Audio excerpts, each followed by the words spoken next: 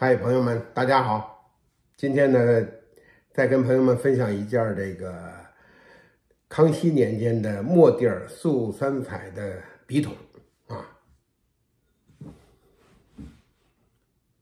哎，这是墨地儿素三彩啊笔筒，这边有蕉叶纹啊。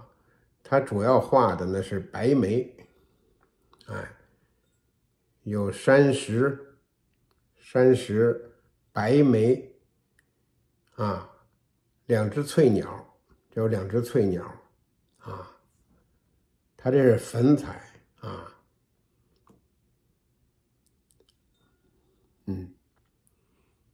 它这个康熙年间这个笔筒啊，它这个素三彩啊，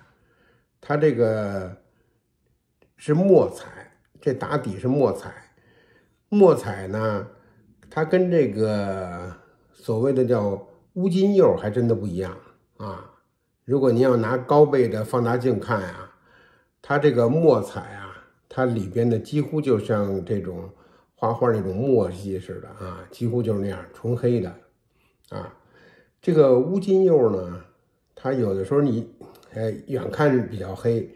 但近看或者拿放大镜看，高倍放大镜看，它有的是茄皮紫的颜色，深紫色，里边也含有紫色的这种含铁或者含有这种紫色的东西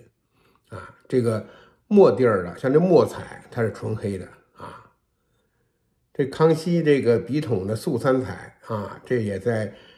当时是比较具有代表性的，素三彩啊。它这里边的瓷质也很白，很好。康熙的年代这个瓷啊，它就是比较厚一点，手头有手头感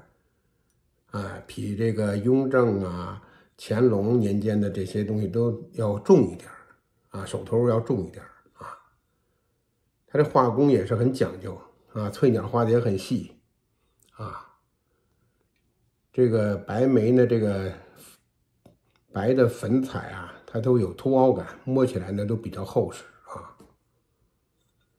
这个底呢是双圈六字款，六字楷书款啊。它这双蓝圈啊，大清康熙年制啊，是这样。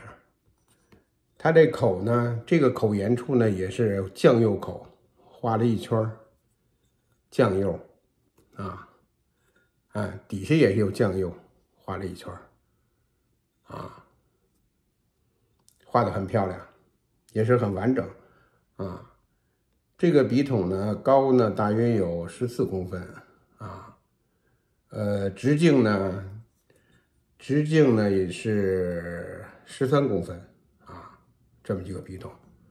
这种是文房用品啊，它路分比较高一点啊，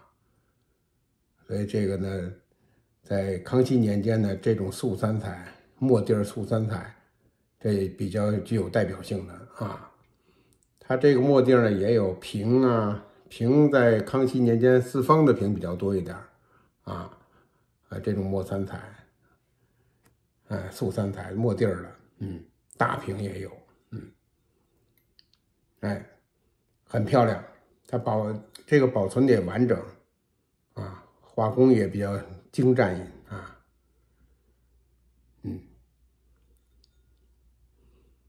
好，今天呢跟朋友们分享这么一件康熙年间的墨地儿素三彩的笔筒啊，希望朋友们呢留言，咱们一起交流切磋，好，咱们下期见，朋友们，好，再见。